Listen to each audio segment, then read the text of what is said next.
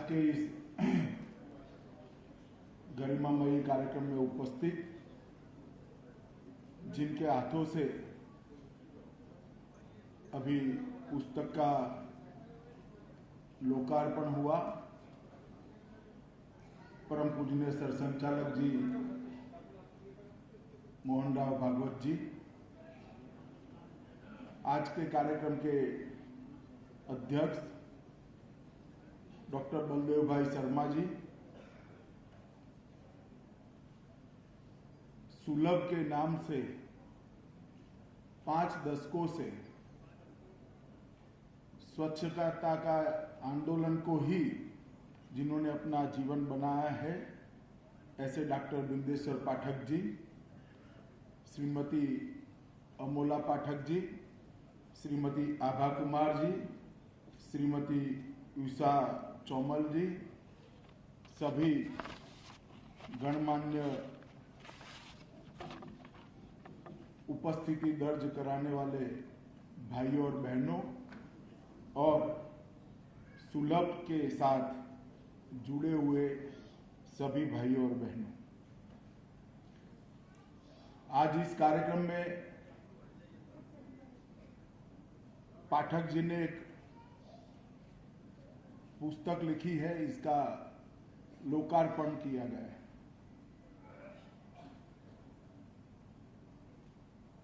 पुस्तक वैसे तो सचित्र गाथा है,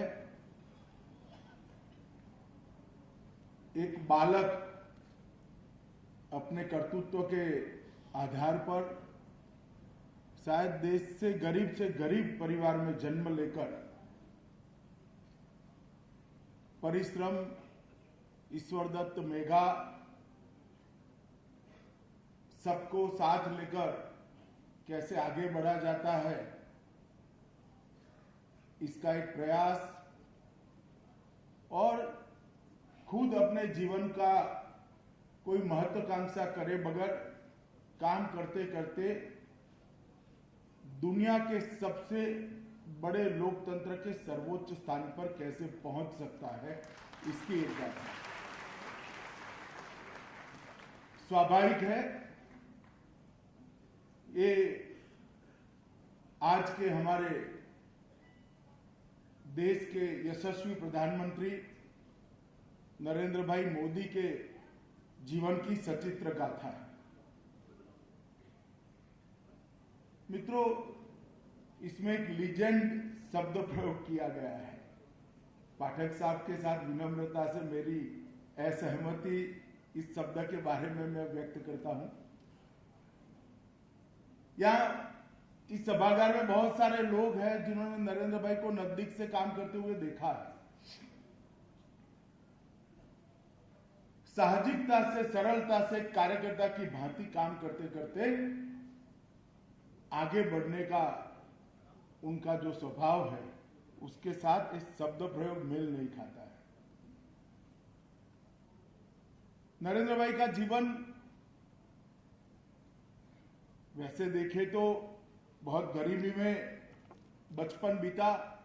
बचपन से ही राष्ट्रीय स्वयंसेवक संघ से जुड़े, प्रचारक बने, भारतीय जनता पार्टी के संगठन का दायित्व आया, संगठन मंत्री बने। गुजरात के संगठन मंत्री के बाद राष्ट्रीय स्तर पर दायित्व आया, राष्ट्रीय महामंत्री बने। उसके बाद में राष्ट्रीय संगठन मंत्री बने। एक भी पंचायत का चुनाव भी न लड़ने के बावजूद उनको पार्टी ने गुजरात का मुख्यमंत्री बनाकर भेज दिया।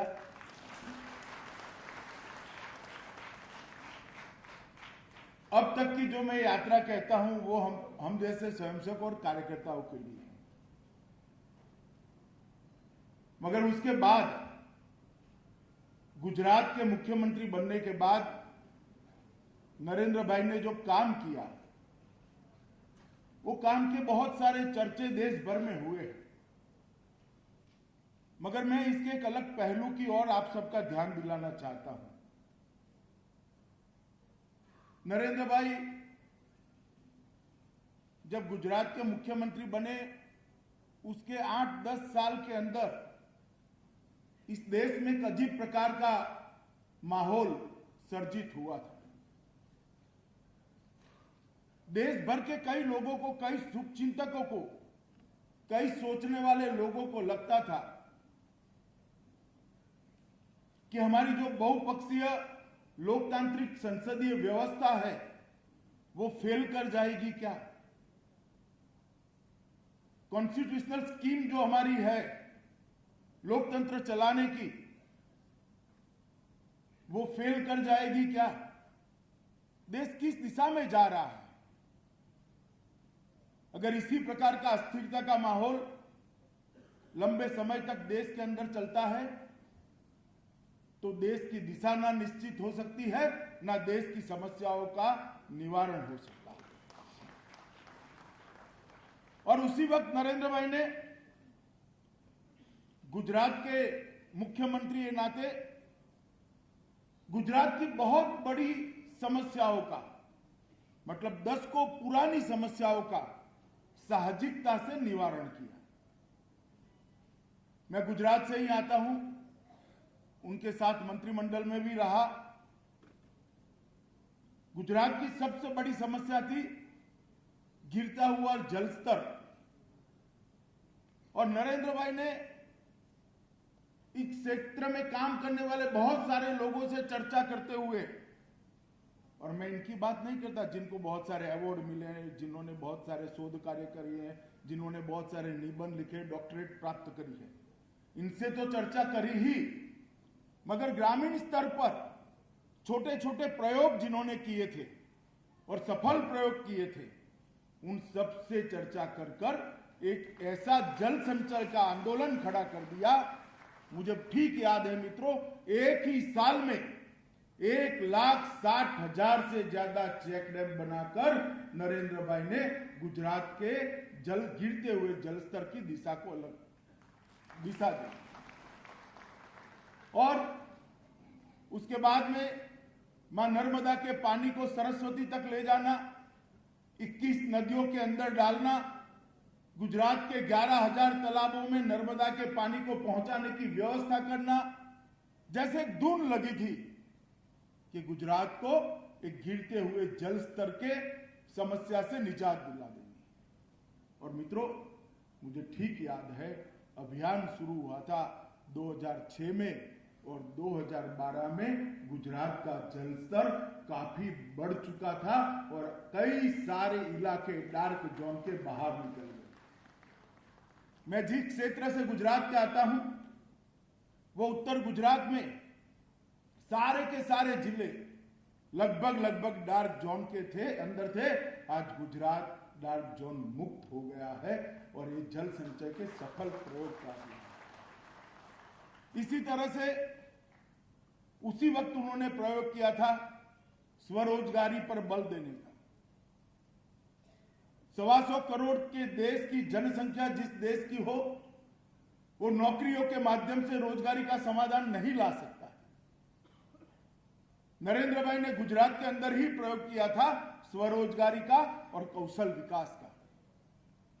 प्रधानमंत्री बनने के बाद उन्होंने इस प्रयोग को राष्ट्रीय फलक पर लेकर आए, मगर ये दोनों प्रयोग कौशल वर्धन का और स्वरोजगारी का उन्होंने गुजरात में ही सफलतापूर्वक किया था और बेरोजगारी की समस्या को एक नए अंदाज से एड्रेस करने का प्रयास किया था। आज भी सारे अर्थशास्त्र के पंडित ढूंढते हैं कि जॉबलेस ग्रोथ है, जॉबलेस ग्रोथ है, जॉबलेस ग्रोथ है।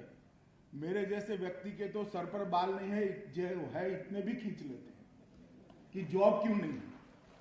मैं इनका ध्यान इंगित कराना चाहता हूं, मुद्रा बैंक योजना के माध्यम से 7 करोड़ 28 लाख बेरोजगार गरीब युवाओं को स्वरोजगार देने का काम ये नरेंद्र मोदी सरकार ने। रोजगार का मतलब जॉब तक सीमित कर दोगे तो इस देश का भला नहीं होगा।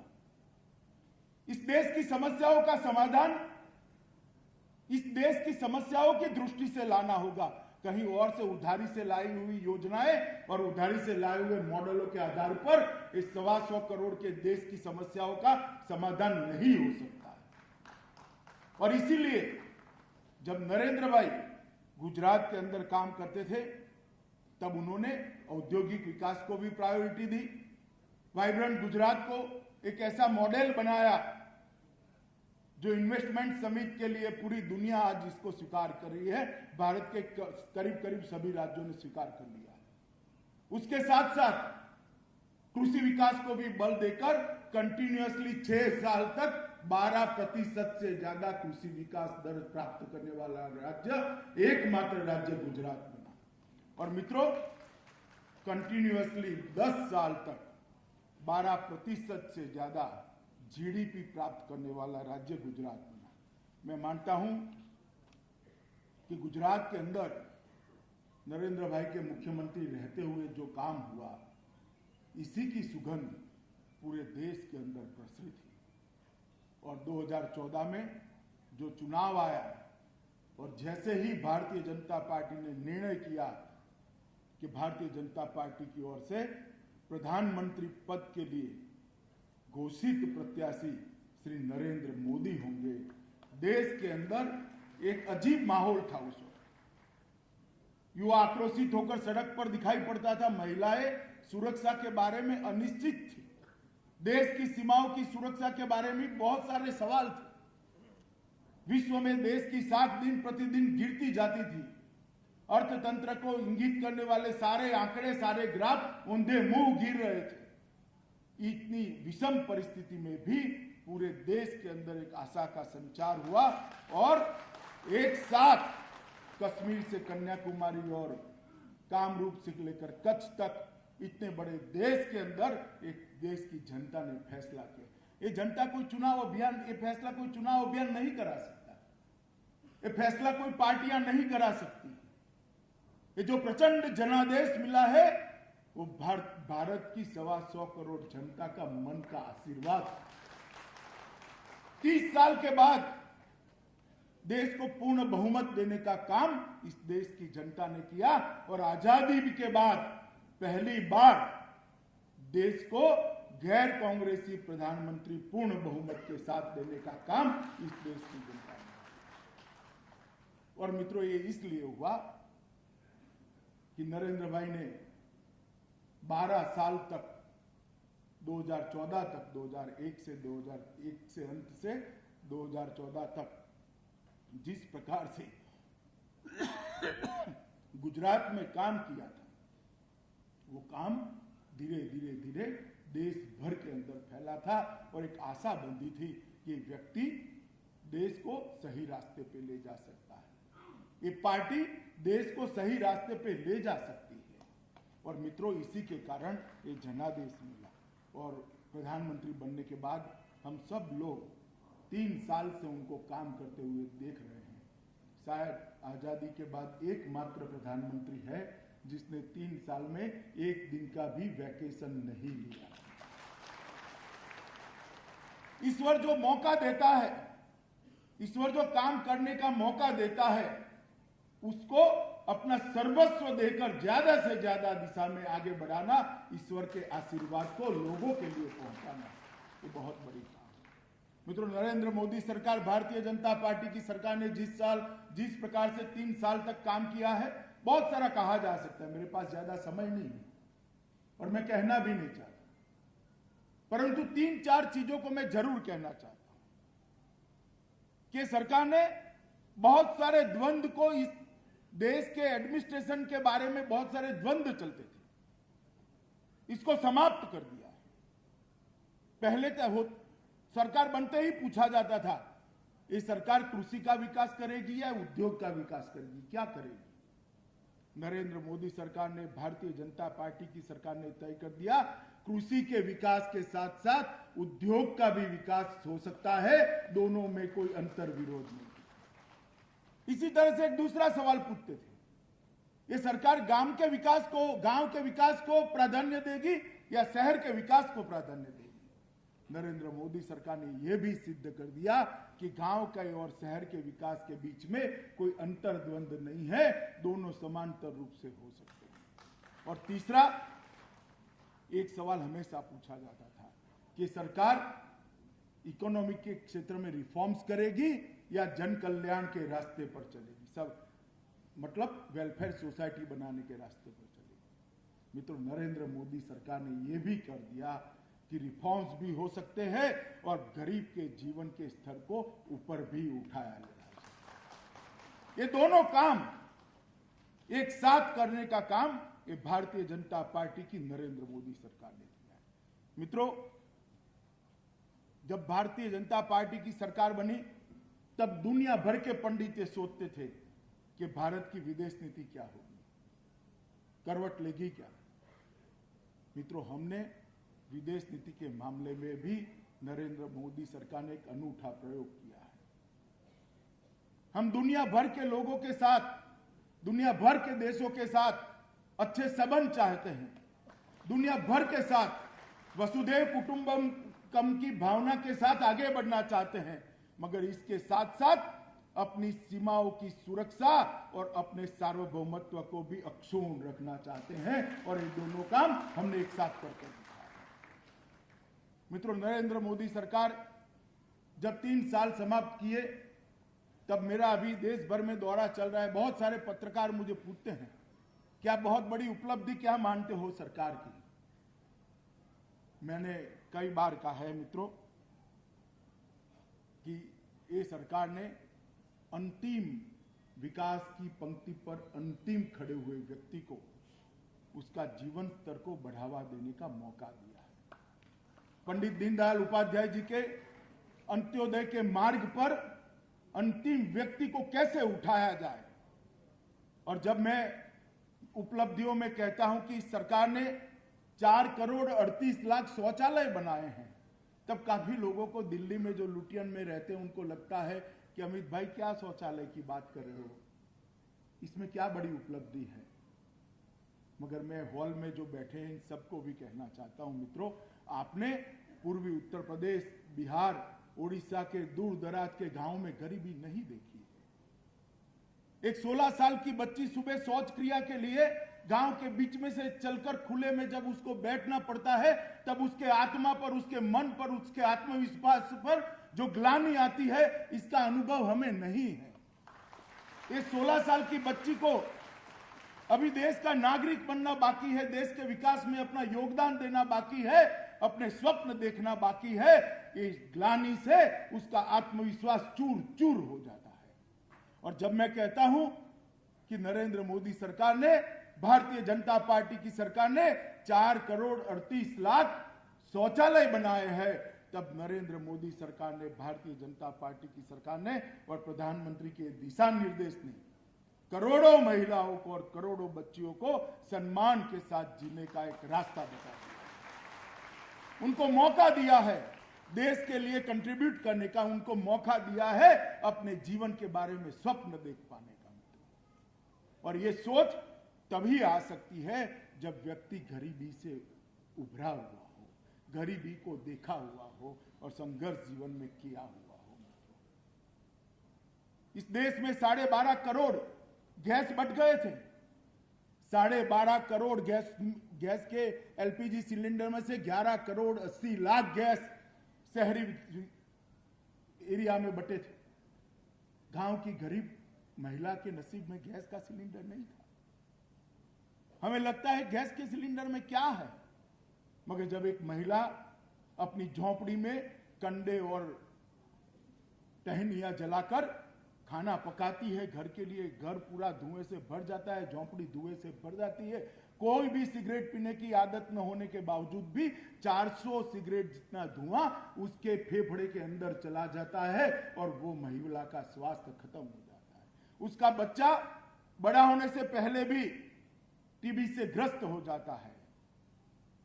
और नरेंद्र भाई ने तय किया कि 2019 तक 5 करोड़ गरीब महिलाओं को गैस का सिलेंडर देने का काम ये सरकार करेगी और 2024 तक देश के हर घर में गैस का सिलेंडर पहुंचाएंगे।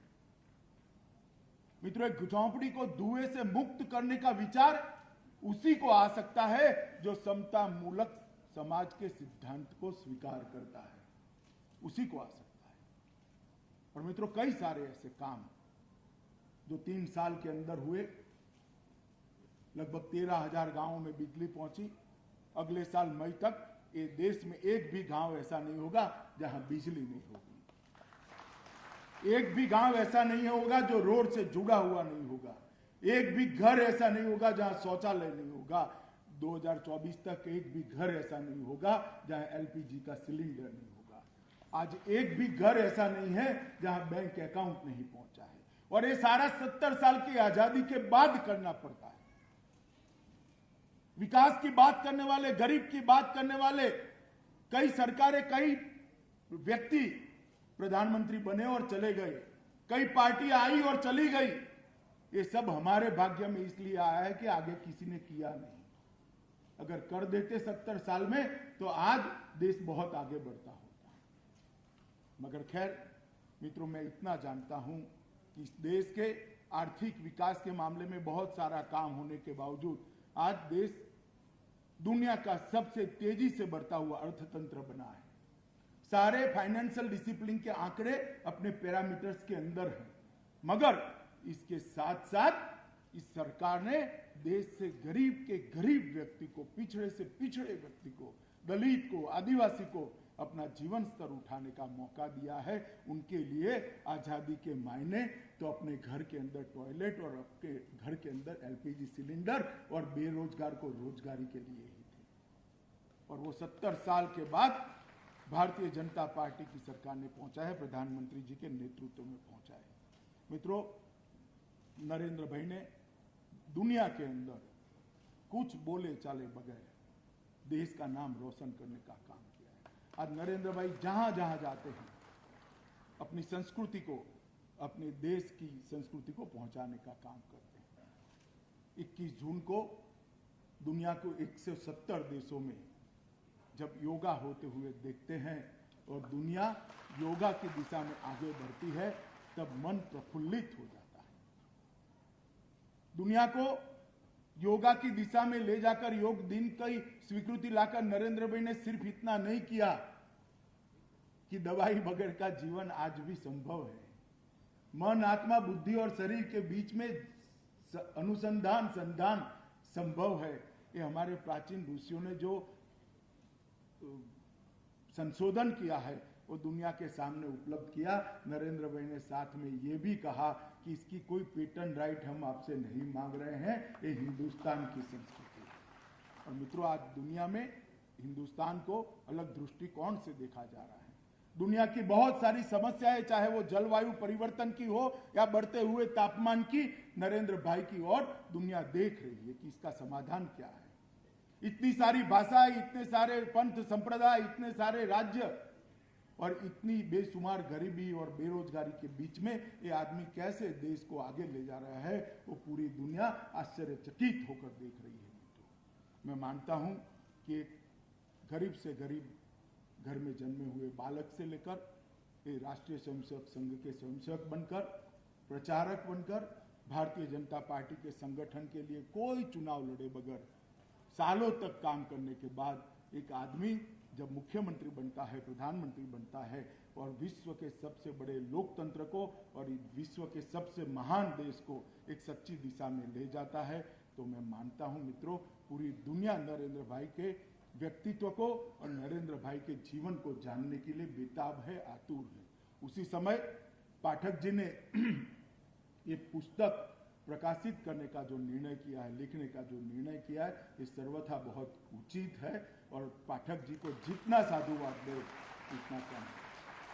क्योंकि पाठक जी देश तो जानता है नरेंद्र भाई को, मगर आपके माध्यम से सुलभ को और शौचालय को लेकर आप जहाँ जहाँ विश्व में जाएंगे वहाँ पर ये पुस्तक भी साथ में ले जाना, तो विश्व को भी नरेंद्र भाई को जानने में सरलता होगी। आज परम पूज्य सरसंघचालक जी के हाथ से इसका उद्घाटन हुआ है। मैं पाठक जी और उनकी टीम को हृदय से बहुत बहुत शुभकामनाएं देता हूं और भारतीय जनता पार्टी की ओर से धन्यवाद भी देता हूं। बहुत बहुत धन्यवाद।